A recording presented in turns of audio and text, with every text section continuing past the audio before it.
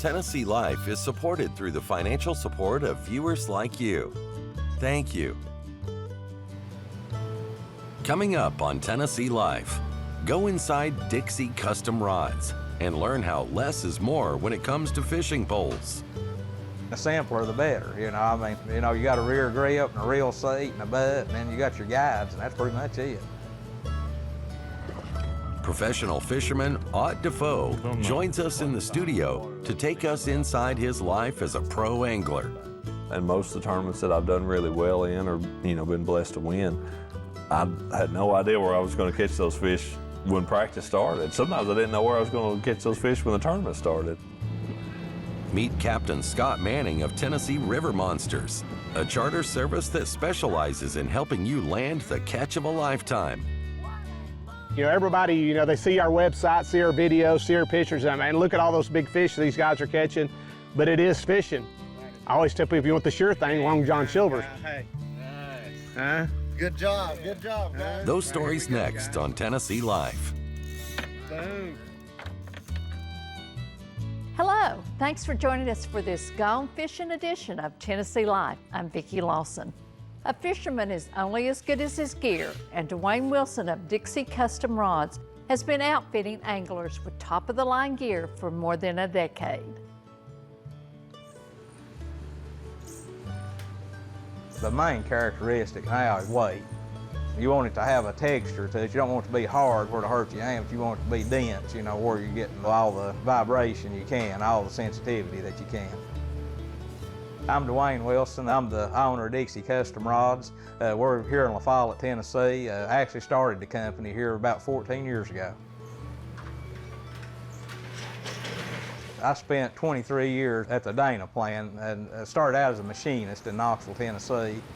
Yeah, after I'd been building rods a couple of years, I was took on a role of, project manager at the plant there. We done, transmission shift controls, and a lot of it was working with the engineering guys on different materials. Doing that, everything was geared toward reducing vibration and what materials worked. And of course, watching that, we want to go with rods. You want the exact opposite effect. You want to transmit all the vibration that you can. You don't want to absorb anything. You want to, use materials and processes to where you got, graphite to graphite and high density materials to make everything, you want to transmit everything you can to your hand from the blank of the rod.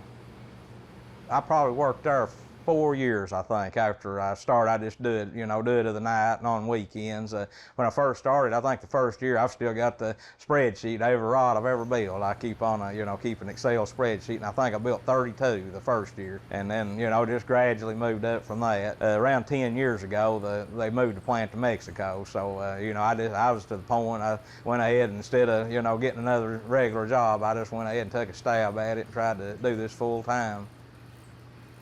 It lends itself to bass fishing. It's mostly revolves around bass fishing. I mean, some of them can, cross over to other stuff. I've had guys in Florida get rods for, like snook fishing, and they'll explain kind of what they're looking for, and I'll recommend, a rod I've got that's close to the same action, and then make a few crappie rods, but probably 90% of everything lends itself to bass fishing. That's the competitive fishing we got. Of course, all your tournaments is artificial only, so that's the sensitivity really comes into play more so in bass fishing. Pretty much everything's graphite, and then the materials, as far as the reel seat, it's a nylon graphite material, and then the rear grip is a EVA polymer material. It's a really dense material, you still got that softer texture, but it's a really dense material where you're not losing any of your sensitivity. You got a rear grip and a reel seat and a butt, and then you got your guides, and that's pretty much it.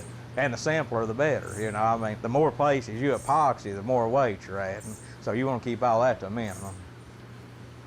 Pretty much to start the process, we do everything on the lathe, the rear grip, the bud, and the reel seat. So we got, special reamers where it'll match up the reel seat, where it'll be the same taper as the blank. And pretty much that's the first part, and then you still glue them together. We got templates made up, because of course, different length rods, your handle length's gonna be different. So we've got different templates made up to make it easier. You're not measuring out every rod. If you do like a 7-foot medium heavy, we got a template where we can just lay that blank down, mark mark it, make sure the rear grip and the reel seat's in the right location. It just makes everything consistent on every rod. It helps a lot of time-wise too. If you just get a tape measure out and try to mark each individual rod, it's really time-consuming. Then after you get them handled up, then we do the graphics. We do all of our graphics in-house too.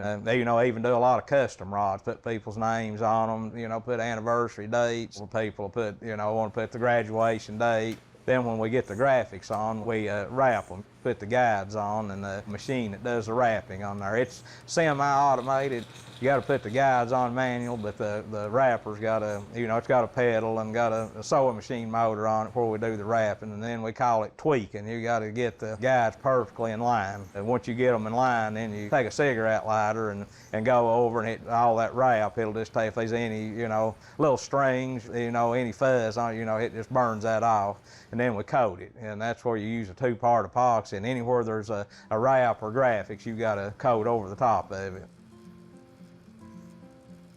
We can average about 5-6 rods a day, on average.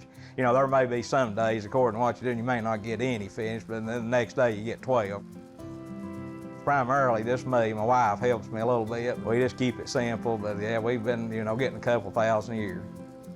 One thing that gives me a lot of pride, more than almost anything, is the young people that's using the rod. I've got a lot of college guys, a lot of college teams fishing with them, and a lot of high school teams fishing with them, and it just makes me feel good to see those guys get on Instagram, Facebook, post pictures of them, and there's several of those young guys that I've been selling rods to since they was in junior high, and now they're fishing fishing pro level tournaments now.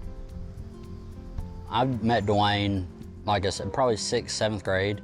I actually met him through my stepfather, and he's been using his rods for 20 years. And I got in touch with Duane, and we just hit it off, and I've been using them ever since then. They're very strong and very sensitive, and around here there's so much pressure because these fish get fished for every day, so they're not very aggressive. So taking one of his rods and having the confidence of knowing I'm gonna feel the bite, it's just helped me several times in tournaments where I've caught that key fish that I might not have caught using a different rod because I was able to feel it on his. I've not had any problem breaking them or anything like that, but Duane's one of those guys you can call him on a Friday night and he'll be at your house in 30 minutes to get you a new one to make sure you're taken care of. No problem. I'll have it done. What today's Wednesday, I'll have it done by Friday, no problem. Probably have it done tomorrow, to be honest. Somebody wants to call and talk about a rod, they call and talk to me. There's not a customer service or a technical service or whatever, or any kind of issue anybody has. When they call, they get me. It makes me feel good to be able to have my business in my hometown. I grew up fishing with the guys here, and we still fish together a lot. We actually have a Friday night tournament. We still, some of the same guys I grew up fishing small tournaments with when I was 17, 18 years old. Now we get together on Friday night and have a tournament, but it's been good to get to work and do my business in the same community I grew up in.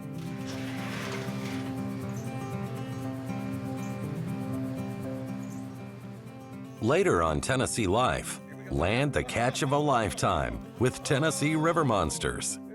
But first, Ott DeFoe gives us insight into his fishing family balance.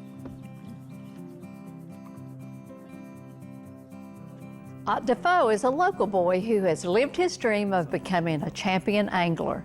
I sat down with Ott to talk about his career, his family, and some of his earliest fishing memories. Really, my dad was who, started off teaching me to fish, my dad, and of course I've got a couple of older brothers, so he was the one who took us out fishing. And some of my earliest memories would probably be, the first fish I can remember catching anyway was one up on Douglas, and it was actually a carp. I don't know, I'm gonna say it was that big or so, and catching on a little Snoopy pole that felt like it was gonna pull me off of the front of a pontoon boat, That's one of the first fish I can remember catching. But we went all over in that pontoon boat. We took it to Alabama and took it to different places, and bluegill fished and catfished off of it, and that grew to a bass boat and then another bass boat, and on down the road, with our fishing excursions that we would take across the country. Tell me about the journey from fishing as a hobby to as a career. Journey is a great way to put that. growing up here, I always loved to fish, loved to go out and you know, just enjoy being outside and trying to catch something. It really started changing for me when I was 9 or 10 years old, you know, at a pretty young age, that it was something that I wanted to be competitive at. I wasn't really built for all the other sports. Stick and ball sports, I was just a really little guy. I was one of the youngest kids in my class. It didn't hold me back. I wanted to be competitive and just started fishing as many local tournaments as I could. You know, just kept taking it up a step at a time as I was able to where I was fishing regional tournaments and then all the way up to when I was able to start fishing national tournaments. At what point did it click that this is a career? For me, I knew it was a career the first time I went to a Bassmaster Classic, you know, and watched that, which was at 9 years old, that I knew that's what I wanted to do. That was your goal? Oh, it was my goal, 100%. I had no idea what it meant, you know, but I knew that was what I wanted to do.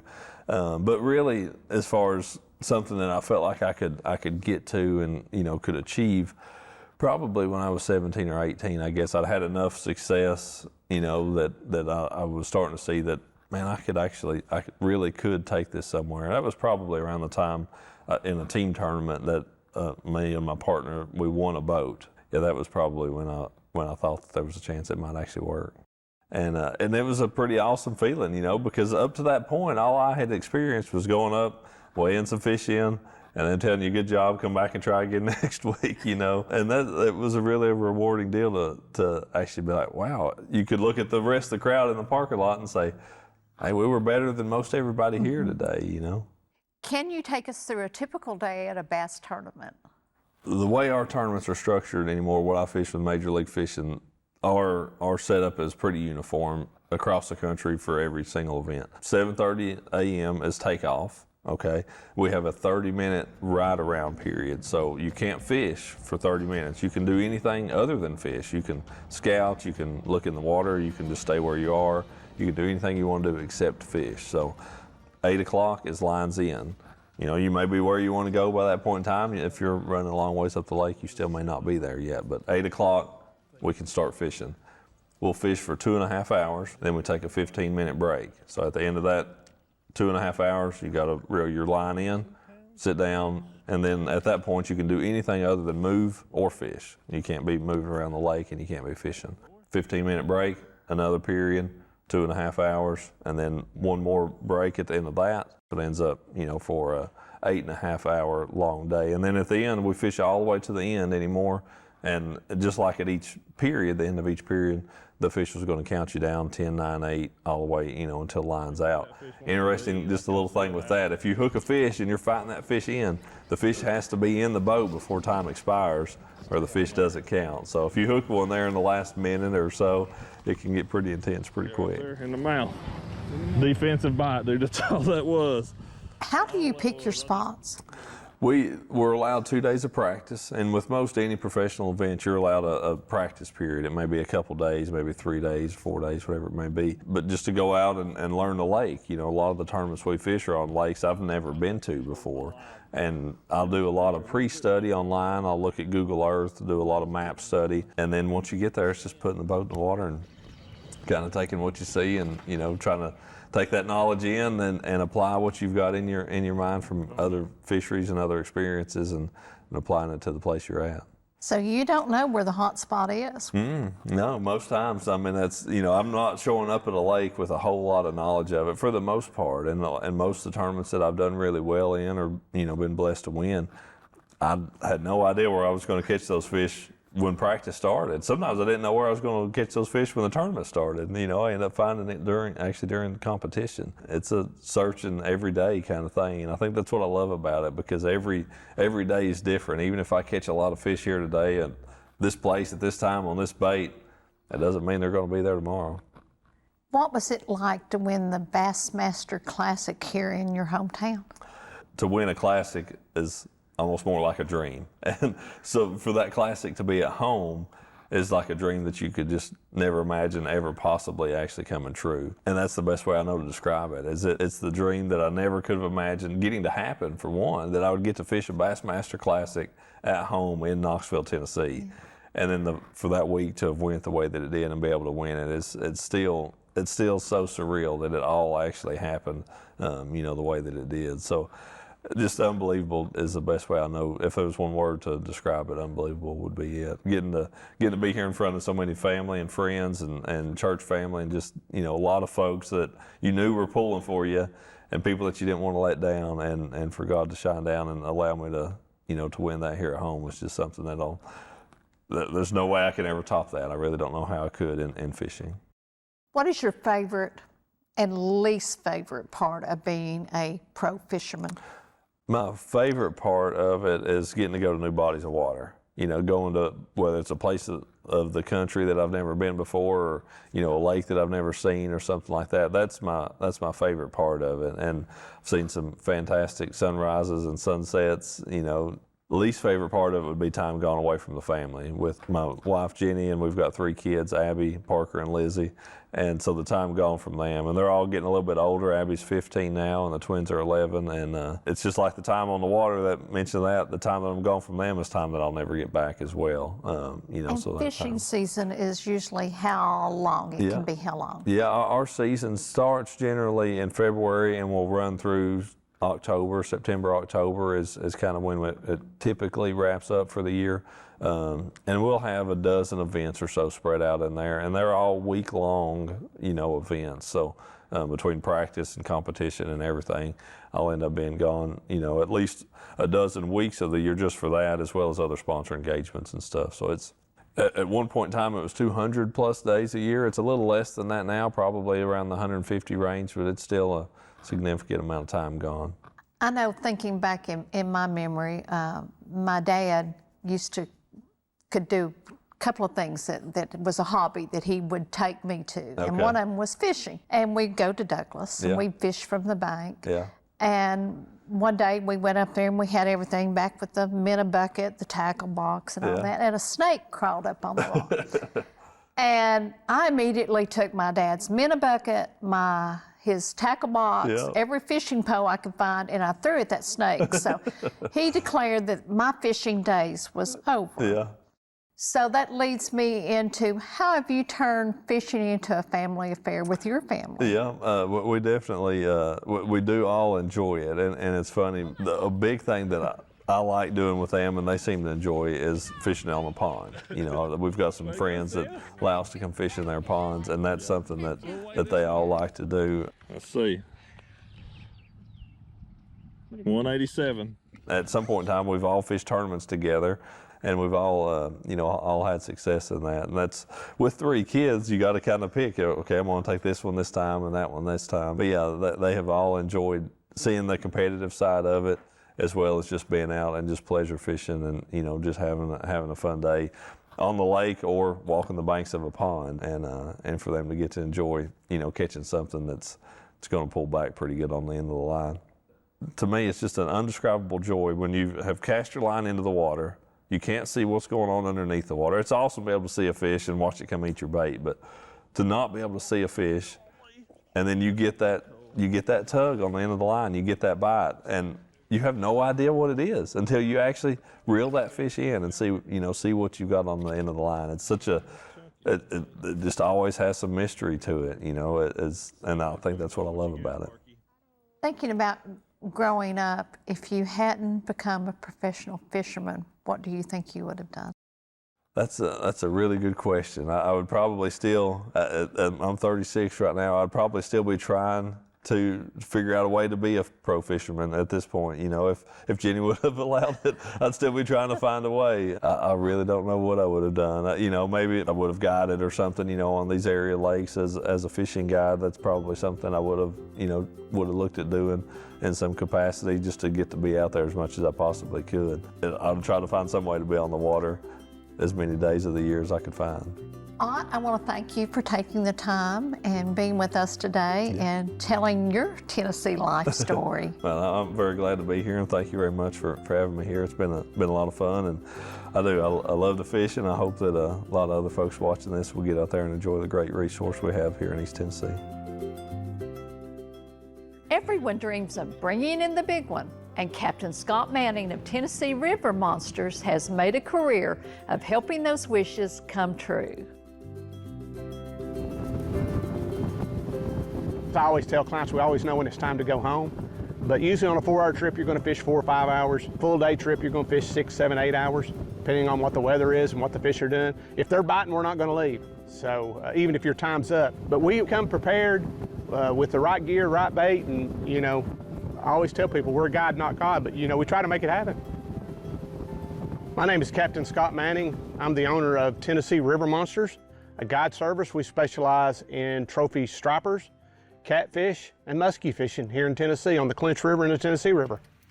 This is a beast.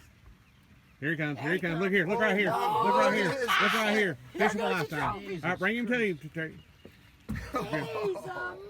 Dip him, Bob. Dip him, Bob. Game time, baby. Look right here. In the boat.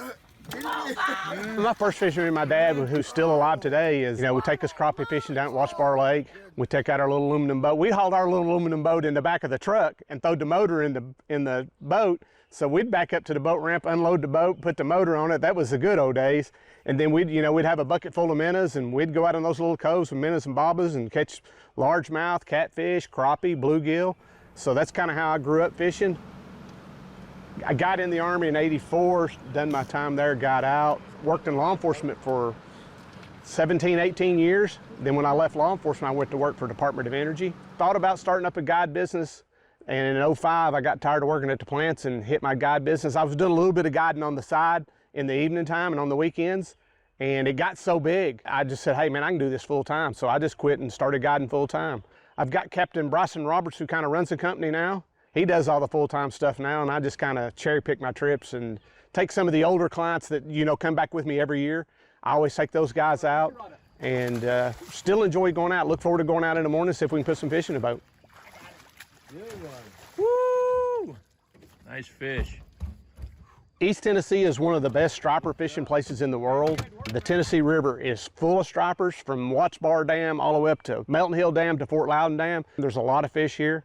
Each year is different. One year I'll wear them out. You know, the conditions are right as far as current and stuff. And like this year, the conditions have not been as good, so fishing's been tough. Of course, Watts Bar Lake is notorious for big flatheads, big blue catfish. You know, you have lots of threadfin shad, gizzard shad, lots of skipjack herring. So lots and lots of bait means there's lots for the fish to eat, and the more they eat, the bigger they get. Right, here we go, guys. Boom. We do two types of striper trips. We do a trophy striper trip. If you want to go up in the big lake and target a giant fish, we do those trips. Those are for people that just really want to catch one giant fish. And then we do what we call just striper fishing, which most of that's going to be below the dams using live bait and lures and cut bait. And you know, you can catch numbers of fish there, anywhere from 6 to 15 fish on a normal day. Most of those fish are going to range between 10 and 20 pounds.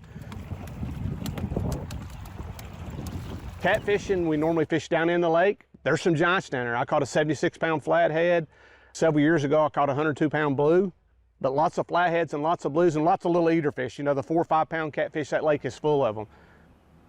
Before you get here, you know, usually we're gonna know what the bait's doing, what the fish is doing. We've got the fish patterns. So when you get here at the boat ramp, not only are you expecting to catch fish, I'm expecting to catch fish, because I feel like I've kind of got the fish figured out. If you book a trip with us, when you show up to the boat ramp, I'll be in the water waiting on you. But we're not on a time clock. You know, I don't sit there and got a stopwatch. When your 4 hours is up, you're done. We have little skipjack rods. We catch our live bait. I used to keep a big tank in my boat. I use a 6 or 7/0 J hook, and we always want to get our bait close to the bank because that's where the fish are, near the cover. And you know, that striper see that bait, they come up and they grab it, and that balloon, it's kind of like bluegill fishing when you're a kid. You know, you're sitting there watching that bobber gets hit, and all of a sudden the bobber goes under, and then you got to set the hook. Same way basically with striper fishing. That's what I tell the clients. You know, remember the days you were bluegill fishing. You're going to see that bobber get hit, and that balloon will get hit. You'll see that balloon go pop, pop, pop. That fish is hitting that bait. Just let that bobber go under, and when it goes under, you know, give it 4 or 5 seconds and set that hook. Catfishing is a little bit different. We use cut bait, but we're using circle hooks, so there's no setting the hook. You know, the fish grabs the bait and he'll hook himself. All you got to do is go reel him in. Basically how that works, I'll show you on my arm here. Like that's a catfish mouth. You can watch that circle hook right there. Watch it. Boom. That's how it does in the fish. So basically, you know, you got the rod and the rod holder and the fish hooks itself. He grabs the bait, takes off, and he hooks himself. It's really more relaxed, easier fishing, less stress. So a lot of people like doing that fishing. A lot of people like doing the balloon fishing, but you know, the thing about balloon fishing, you know, you might fish 3, 4, 5 hours before you get that big bite. So you got to have some patience. What do you think about that, Garrett? Good fish. You had to work for him today, didn't you? Yeah. Took us about 3 hours to get on this fish. We're gonna get some more pictures and get him back in the water. You know, everybody, you know, they see our website, see our videos, see our pictures, and man, look at all those big fish these guys are catching. But it is fishing. I always tell people, if you want the sure thing, Long John Silver's. I get people from all over the United States, as far as California, Iowa, Texas, but I get people from other countries. I had a guy from Northern Ireland 3 or 4 years ago, so we get guys from other countries as well. So you get lots of different stories about fish they've caught, their livelihood. You know, we get a lot of fellow veterans in the boat, you know, where they serve, their tour duties and things of that nature. So there's a lot of story sharing, and it's always a good time on the boat. And we like to learn from people too. You know, it's not always us teaching them.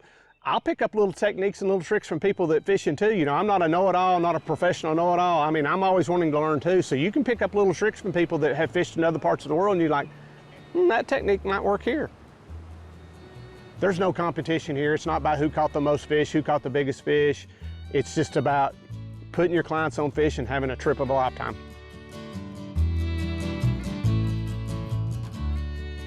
Now get out there and cast another line. I'm Vickie Lawson. We'll see you on the next Tennessee Life.